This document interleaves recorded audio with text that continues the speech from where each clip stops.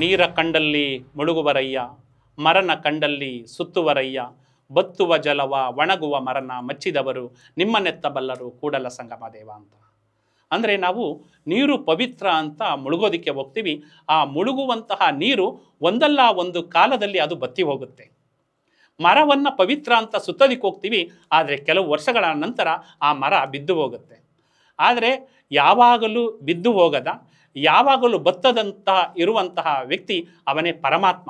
ಆ ಪರಮಾತ್ಮನ ಮೇಲೆ ನಂಬಿಕೆ ಇಟ್ಟುಕೊಳ್ಳದೆ ಇಲ್ಲಿ ಲೌಕಿಕವಾಗಿರುವಂತಹ ನೀರು ಮತ್ತು ನಾವು ಮರವನ್ನು ಸುತ್ತಿ ಅಲ್ಲಿ ನಾವು ಪಾಪ ಕಳೆಯುತ್ತೆ ಅಂತ ಹೇಳ್ತೀವಿ.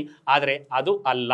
ನಾವು ಪರಶಿವನ ಮೇಲೆ ನಂಬಿಕೆಯನ್ನು ಇಟ್ಟು ಅನೇಕ ಮೌಢ್ಯ ಆಚರಣೆಗಳಿದೆ, ಮೂಢನಂಬಿಕೆಗಳಿದೆ. ಅಂತಹ ಮೂಢನಂಬಿಕೆಗಳಿಗೆ ನಾವು ಬಲಿಯಾಗದೆ ವಚನ ಸಾಹಿತ್ಯ ಏನು ಹೇಳುತ್ತೆ, ವಚನ ಸಾಹಿತ್ಯ ತುಂಬ ಶುದ್ಧವಾಗಿ ಆ ಮೂಢನಂಬಿಕೆಗಳನ್ನು ಏನು ಮಾಡ್ತಾ ಇದ್ದಾರೆ, ಕಂದಾಚಾರಗಳನ್ನು ದೂರ ಮಾಡೋದಕ್ಕೆ ವಚನ ಸಾಹಿತ್ಯ ನಮಗೆ ಏಕದೇವತೋಪಾಸನೆಯನ್ನು ಹೇಳಿದೆ.